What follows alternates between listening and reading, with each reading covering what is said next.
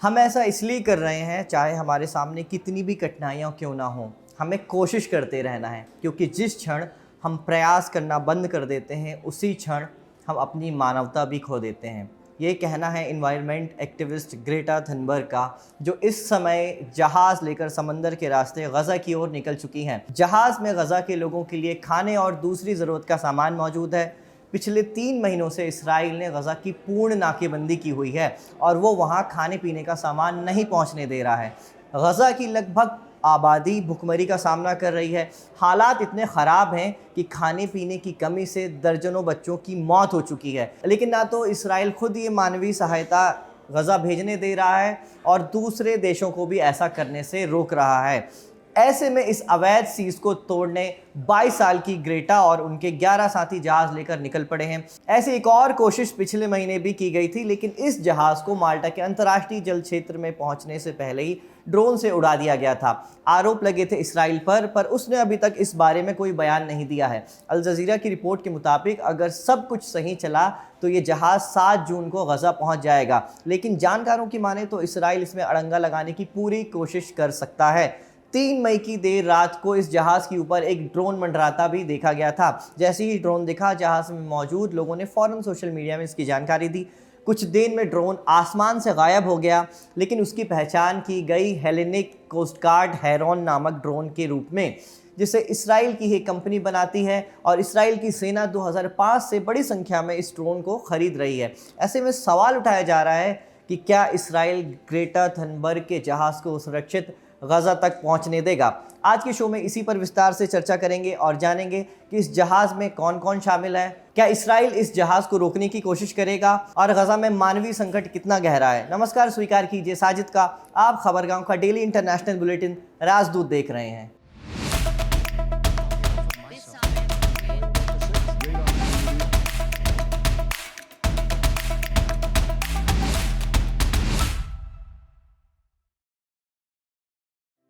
एक जून 2025 को इटली के सिसिली से एक जहाज़ गज़ा की तरफ रवाना हुआ। इस जहाज़ का नाम रखा गया मैडेलिन। मैडेलिन गज़ा की पहली और एकमात्र फिशर वुमेन रह चुकी हैं। उन्हीं के नाम पर इस जहाज़ का नाम रखा गया है। समंदर के रास्ते गज़ा तक इस जहाज़ को पहुंचने में कुल 7 दिन लगने वाले हैं। कुल दूरी है लगभग 2000 किलोमीटर। इस वक्त जहाज़ कहाँ पहुंचा है? इस जहाज़ पर एक लाइव ट्रैकर लगा हुआ है। इसमें लगातार जहाज़ की लाइव लोकेशन ट्रैक की जा सकती है। इसे कोई भी एक्सेस कर सकता है। शो रिकॉर्ड करते समय ये जहाज़ इटली से लगभग 560 किलोमीटर दूर तक जा चुका है। कौन कौन है इस जहाज़ में, अब ये जान लेते हैं। कुल 12 लोग सवार हैं इसमें सबसे चर्चित जो नाम है वो है ग्रेटा थनबर्ग का। ये 22 साल की स्वीडिश क्लाइमेट एक्टिविस्ट हैं। अगस्त 2018 में ग्रेटा ने स्वीडिश संसद के बाहर स्कूल स्ट्राइक फॉर क्लाइमेट नाम से विरोध प्रदर्शन शुरू किया था। वो हर शुक्रवार को स्कूल छोड़कर जलवायु परिवर्तन के खिलाफ कार्रवाई की मांग करती हैं। ये आंदोलन आगे जाकर फ्राइडेज फॉर फ्यूचर के नाम से प्रचलित हुआ और पूरी दुनिया में लाखों लोगों ने इसमें हिस्सा लेना शुरू कर दिया। 7 अक्टूबर 2023 से गज़ा में जंग शुरू हुई। 20 अक्टूबर को ग्रेटा ने पहली बार फिलिस्तीन के लिए आवाज़ उठाई। इसके बाद से वो कई एक मौक़ों पर गज़ा में चल रही जंग को ख़त्म करने की बात कह चुकी हैं। उन्होंने इसके लिए कई प्रोटेस्ट आयोजित भी किए हैं और कई प्रदर्शनों का वो हिस्सा भी बनी है। ग्रेटा के साथ और कौन शामिल इस जहाज़ में? रीमा हसन, जो यूरोपीय संसद की फ्रांसीसी फ़िलिस्तीनी सदस्य हैं। जर्मनी से यासिमिन अकार और उसके अलावा फ्रांस से 5, तुर्की, नीदरलैंड, ब्राज़ील और स्पेन से एक लोग इस जहाज़ में शामिल हैं।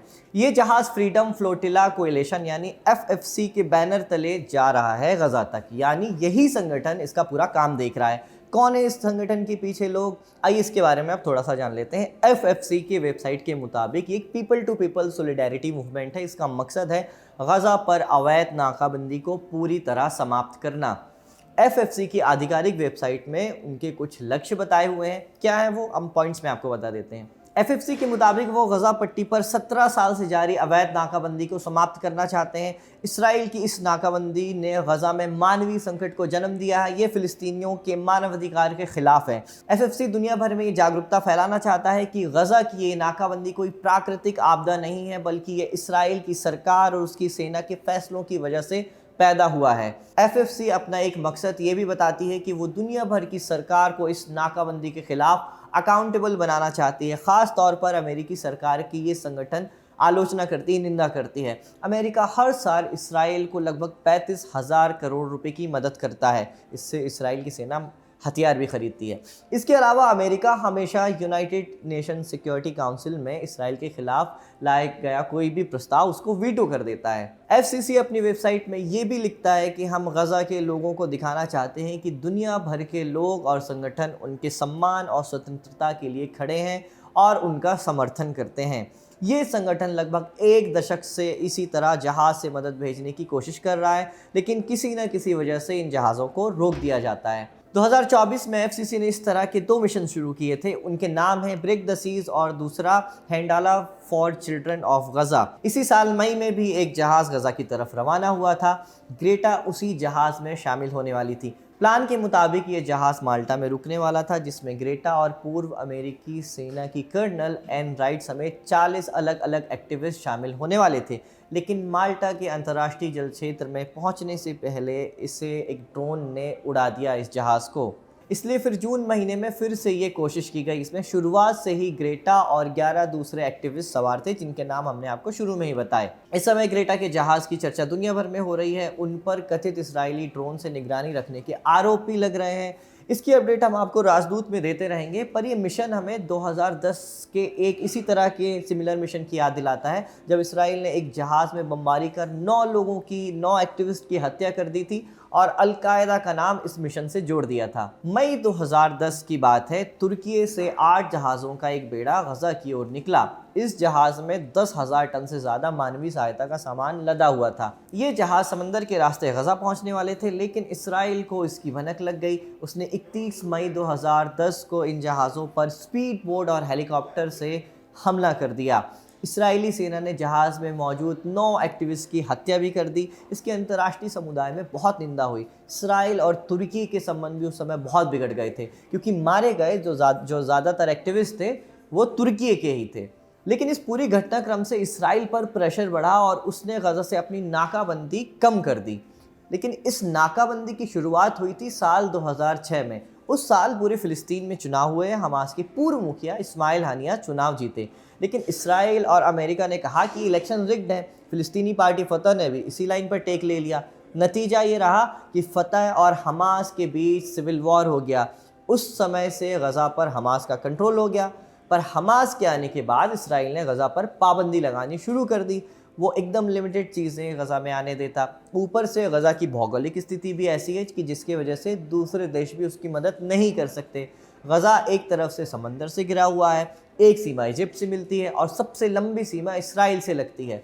इसराइल अपनी सीमा से तो कोई सामान उसके अंदर जाने नहीं देता, ऊपर से इजिप्ट को भी ऐसा ना करने की धमकी देता रहता है। वहीं समंदर से जो सीमा लगती है उस पर भी इसराइल कड़ी निगरानी बनाए रखता है। अक्टूबर 2023 में हमास ने जब इसराइल पर हमला किया तो उसकी एक वजह इसराइल की नाकाबंदी भी बताई गई थी। वैसे इस नाकाबंदी को अंतर्राष्ट्रीय समुदाय और कई संगठन अवैध बताते हैं। अक्टूबर में जो हमास ने हमला किया था उसके बाद इसराइल ने गजा पर हमले शुरू किए। 9 अक्टूबर 2023 को इसराइल के तत्कालीन रक्षा मंत्री योआव गैलेंट टीवी पर आए और गजा की पूर्ण नाकेबंदी का ऐलान किया। यानी गजा में कोई भी सामान अब नहीं जाने वाला था। खाना, पानी, बिजली सब कुछ से गजा के लोगों को महरूम कर दिया गया। उस समय रक्षा मंत्री ने यह भी कहा था कि गजा के लोगों पर कोई रहम नहीं किया जाएगा, हम जानवरों से लड़ रहे हैं। उस नाकाबंदी की वजह से उस समय भी गजा में भूखमरी जैसे हालात बने थे, लेकिन फिर इंटरनेशनल प्रेशर में ये नाकाबंदी हटा दी गई। लेकिन फिर भी बहुत कम मात्रा में ही सामान गजा तक जाने दिया जाता था।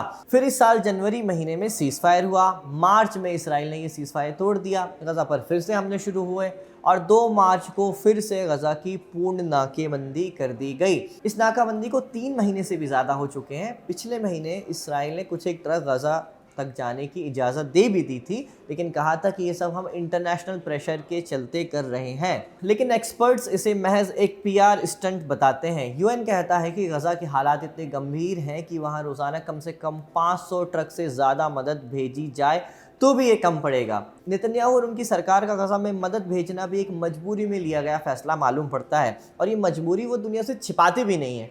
जब गज़ा में मानवीय सहायता भेजने का फैसला लिया जा रहा था तो उन्होंने कहा था कि वो ऐसा सिर्फ एक करीबी मुल्क के कहने पर कर रहे हैं। उन्होंने उस देश का नाम तो नहीं बताया, लेकिन इतना ज़रूर कहा कि उन पर यह फैसला लेने के लिए बहुत ज़्यादा प्रेशर है। ऊपर से ये मदद बांटने का जिम्मा इसराइल ने अब खुद उठा लिया है। UN या किसी दूसरी अंतर्राष्ट्रीय संस्था को उसने इससे दूर रखा है। पिछले महीने यानी मई में इस्राएली सेना पर फिलिस्तीनियों को खाना बांटते समय गोली चलाने के आरोप भी लगे थे। ये चैप्टर यहीं तक। इस मामले से जो भी जुड़ी अपडेट होगी वो आपको राजदूत पर मिलती रहेगी। अब कुछ बोनस खबरें जान लेते हैं। पहले खबर साउथ कोरिया से। साउथ कोरिया में हालिया चुनाव में विपक्षी नेता ली जे म्यांग ने जीत दर्ज की है। वो साउथ कोरिया के नए राष्ट्रपति होंगे। उन्होंने राष्ट्रपति यून सुक योल की जगह ली है, जिन्होंने पिछले साल राज्य विरोधी ताकतों और नॉर्थ कोरिया की घुसपैठ का हवाला देते हुए देश में मार्शल लॉ लागू कर दिया था। नए राष्ट्रपति ली ने कहा है कि नॉर्थ कोरिया के साथ संबंध को सुधारने पर बल देंगे, जिससे कोरियाई प्रायद्वीप में शांति स्थापित हो सके। उन्होंने ये भी कहा है कि शांति युद्ध से कहीं ज़्यादा बेहतर होती है। अब नए राष्ट्रपति के बारे में थोड़ा जान लेते हैं। ली का जन्म 8 दिसंबर 1963 को साउथ कोरिया के इंडोग में हुआ था। परिवार की आर्थिक स्थिति खराब थी, जिसके कारण ली को अपनी प्रारंभिक पढ़ाई बीच में ही छोड़कर फैक्ट्री में काम करना पड़ा। एक बार की बात है, जब वो फैक्ट्री में काम कर रहे थे तो उनकी उंगलियां बिजली बेल्ट में फंस गई थी और वो चोटिल हो गए थे, घायल हो गए थे। स्कूली पढ़ाई करने के बाद उन्होंने आंग विश्वविद्यालय में दाखिला लिया और 1986 में कानून की डिग्री हासिल की। उसके बाद वो बतौर मानवाधिकार कार्यकर्ता के रूप में काम करने लगे और मजदूरों के हक के लिए भी आवाज़ उठाने लगे। इसके बाद उन्होंने राजनीति में आने का फैसला किया। ली डेमोक्रेटिक पार्टी से जुड़ गए। ली ने पार्टी के लिए जमीनी स्तर पर काम किया, संगठन को मजबूत बनाया, कई लोकल चुनाव में हिस्सा भी लिया, लेकिन उन्हें जीत नहीं मिली। पहली जीत उन्हें मिली साल 2010 में, जब वो ओंगनाम शहर के मेयर बने। उसके बाद वो लगातार राजनीति में बढ़ते चले गए और आज राष्ट्रपति बनने वाले हैं साउथ कोरिया के। दूसरी खबर अमेरिका से है। अमेरिका में 2 चीनी शोधकर्ताओं पर फंगस की तस्करी करने के आरोप लगे हैं और उन्हें गिरफ्तार किया गया है। वैज्ञानिकों ने इन्हें जैविक हथियार की संज्ञा दी है।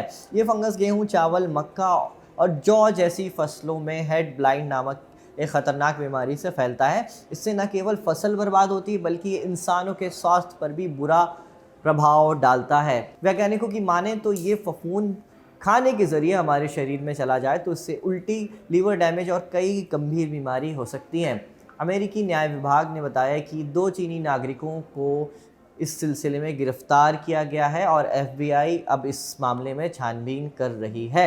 आज का राजदूत यहीं समाप्त होता है। ये शो रिकॉर्ड किया था आपके लिए हमारे साथी सर्वेश ने। मेरा नाम है साजिद। देखते रहिए खबरगांव।